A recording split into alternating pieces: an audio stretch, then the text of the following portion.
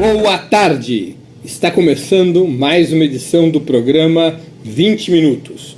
O tema de hoje, o coronavírus e os limites do mercado, no qual tem um grande peso, embora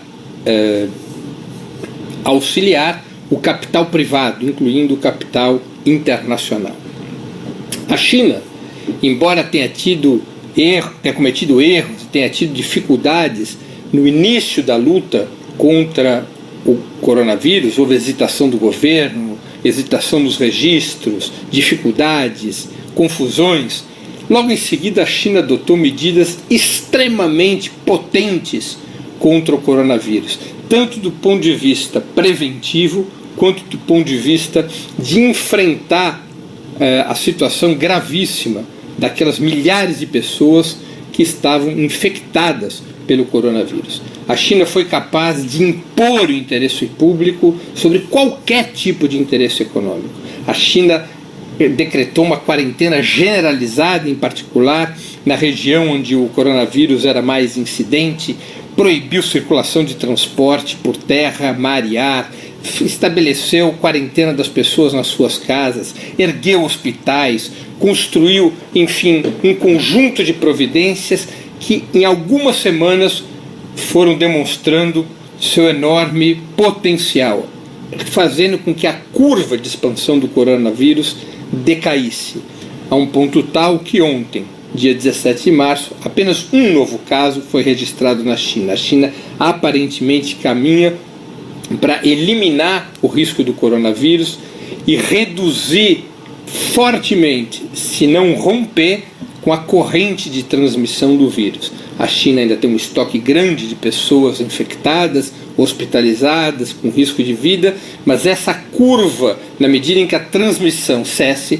essa curva de internação, essa curva, esse estoque, essa quantidade enorme de pessoas hospitalizadas tende a cair, caindo junto todo o risco de letalidade. Além das medidas restritivas tomadas pela China, com grande efeito, a China também adotou medidas para enfrentar clinicamente o coronavírus.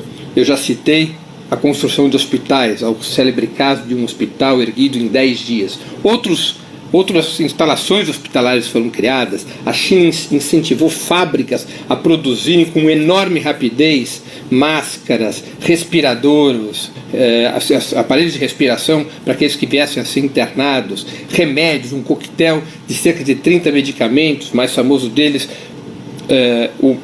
a medicação cubana, que teve efeito bastante positivo junto a vários pacientes. A China aumentou tanto a sua produção desses produtos e insumos que ela passou a fornecer máscaras, aparelhos de respiração e remédios para outros países. A China foi, portanto, contendo o coronavírus por conta fundamentalmente da capacidade, da possibilidade do Estado em exercer um comando vertical no tratamento desse vírus tão potente e tão letal. Os países capitalistas principais, se nós os compararmos com a China, demonstraram uma capacidade operacional muito menor, a começar pelos Estados Unidos, mas também a Europa. Tomaram medidas com muito maior lentidão, não foram capazes de criar uma base econômica capaz de fornecer os insumos, os produtos, inclusive os produtos farmacêuticos para enfrentar o coronavírus, não foram capazes de tomar as medidas restritivas a tempo e hora, não foram capazes de centralizar o sistema hospitalar, e a consequência é que o vírus, embora tenha tido sua primeira expressão pandêmica na China, rapidamente o centro da expansão do coronavírus se transferiu para a Europa e agora também para os Estados Unidos e para a América Latina, regiões do mundo no qual imperam governos capitalistas e governos ligados à doutrina neoliberal. Do ponto de vista político, esses governos ligados ao neoliberalismo estão absolutamente submetidos aos interesses econômicos do capital, aos interesses desses governos foram sendo tomadas não em função da saúde pública, não em função do interesse de combater o coronavírus com todas as armas possíveis, mas em função dos interesses das corporações que esses governos representam. Sejam governos abertamente de extrema-direita, como o governo Trump ou o governo Bolsonaro, seja o governo de centro-direita ou até mesmo governos teoricamente de centro-esquerda da social-democracia europeia. As exceções são os governos da América Latina, que são claramente anticapitalistas e anti-imperialistas, como o governo cubano e o governo venezuelano. Este conjunto de Estado, dirigido por partidos de natureza socialista, abertamente antineoliberais, são os estados que revelaram maior capacidade de combate ao coronavírus. Eu já citei a China, posso citar Cuba, a Coreia do Norte, a Venezuela e também, embora seja dirigido por um governo, por um partido que não é de natureza socialista, mas por conta um pouco do legado e da trajetória histórica, podemos colocar nesse âmbito também o governo russo. Essa experiência dos estados dirigidos por partidos socialistas finalmente vai se alastrando para algumas outras nações que também incorporaram medidas mais fortes de restrição e medidas mais enérgicas de combate ao coronavírus. A força do exemplo foi maior que a força da doutrina, obrigando os neoliberais a incorporarem medidas que foram adotadas em caráter de vanguarda pelos estados que combatem os governos de natureza neoliberal, a exemplo da China, repito mais uma vez. Embora tardiamente, esses governos vão sendo obrigados a também adotar medidas mais fortes para combater o coronavírus.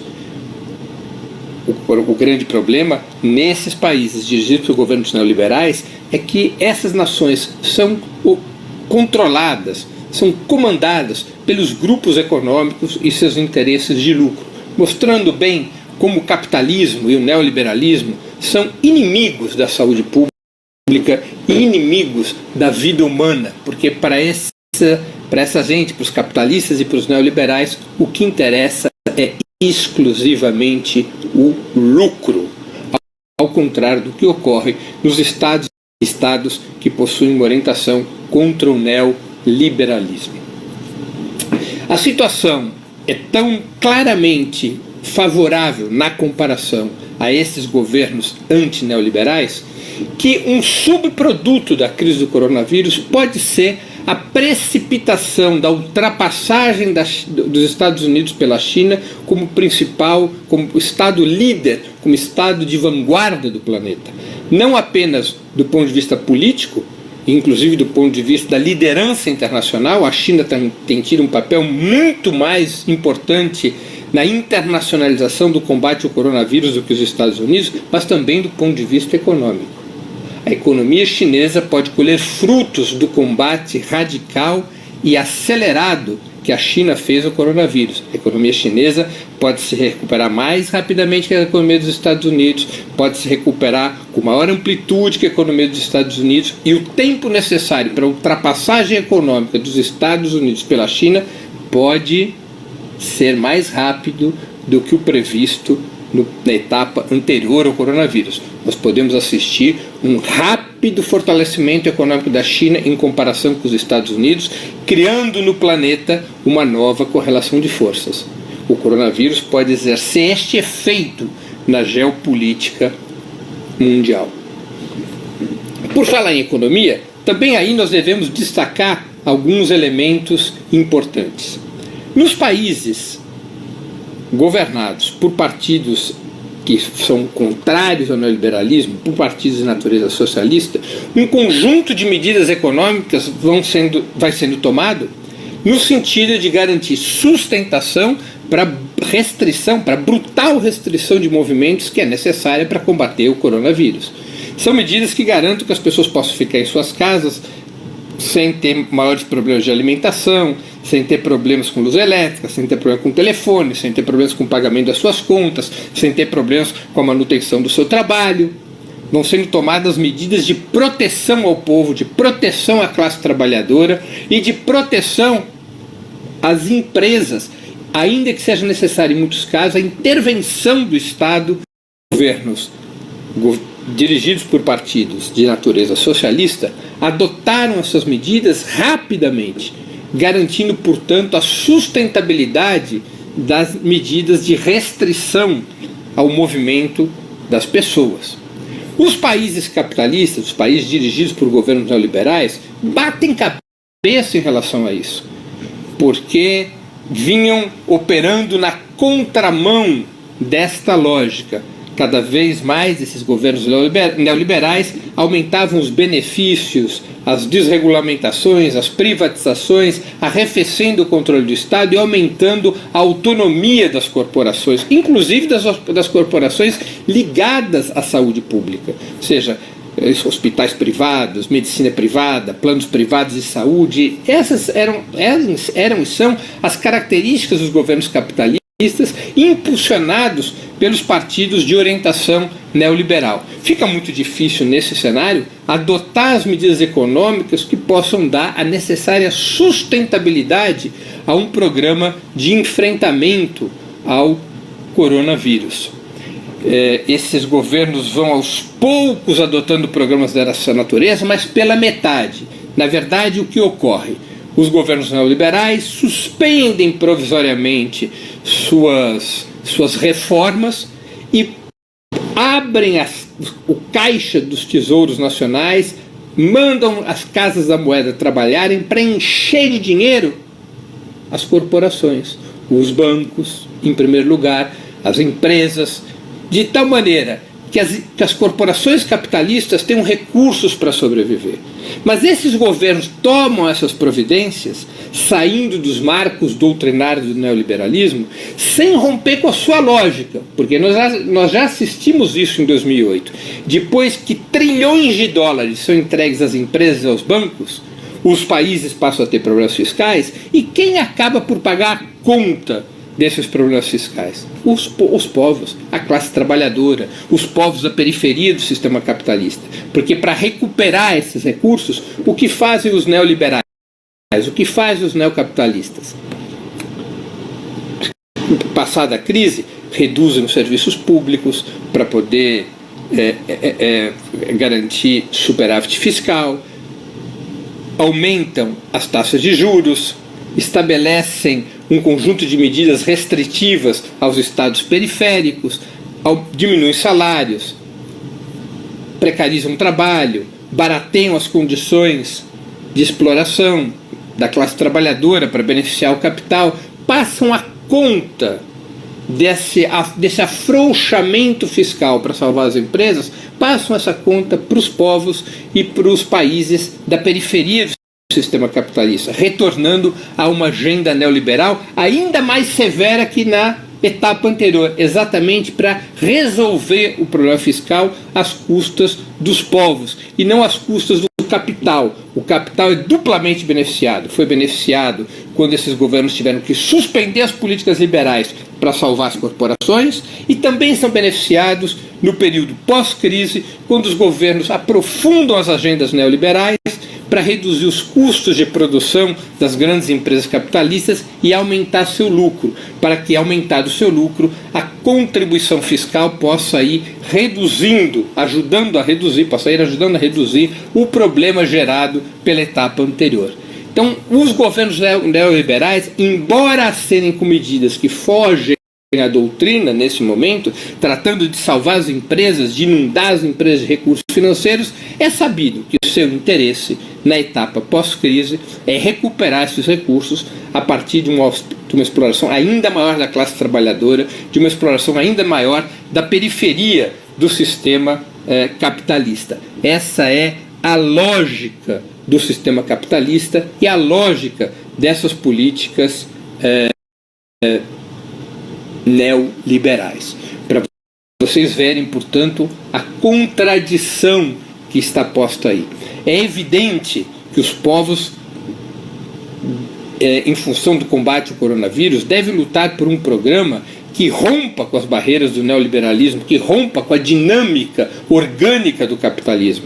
Programas que, em primeiro lugar, garantam que não vai haver demissões, que o período de quarentena não provocará punições à classe trabalhadora, para garantir ajudas, políticas públicas que garantam a alimentação e a liberação da classe trabalhadora em relação às suas contas, políticas que coloquem recursos não nas grandes empresas, mas fundamentalmente nas mãos dos povos, para que eles possam sobreviver nesse período de luta contra o coronavírus. Em seguida, no período pós-crise, quando tiver contido o coronavírus, quando essa batalha de saúde pública for vitoriosa, é fundamental seguir na luta para romper com essa lógica do capitalismo e do neoliberalismo. A batalha contra o coronavírus vai revelando as características decadentes e apodrecidas do sistema capitalista nessa sua fase neoliberal.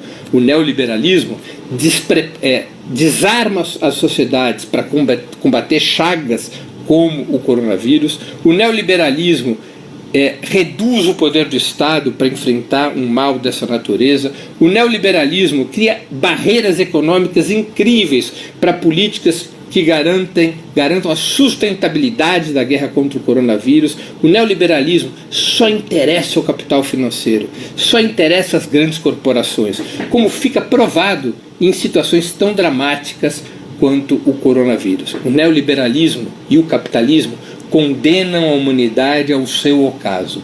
Se nós quisermos vencer a batalha contra o coronavírus e todas as batalhas que colocam em risco a humanidade, só há um caminho: construir a trilha que leve à superação do neoliberalismo e do capitalismo mundial. Termino aqui a exposição de hoje. Antes de encerrar o programa, 2 mensagens. Primeira mensagem: eu queria sugerir a vocês fortemente que fizessem sua inscrição no canal do Opera Mundi no YouTube. Nós já estamos nos aproximando dos 100 mil inscritos e nessa plataforma vocês tanto poderão acompanhar nossas transmissões ao vivo, quanto assistir edições anteriores dos programas 20 Minutos e demais programas da TV Opera Mundi. O YouTube é uma plataforma muito mais amigável para assistir vídeo, para fazer comentários e também para contribuir financeiramente com o Opera Mundi através do Super Chat. Não se esqueçam, ao fazer sua inscrição no canal do Opera Mundi no YouTube, de marcar o sininho.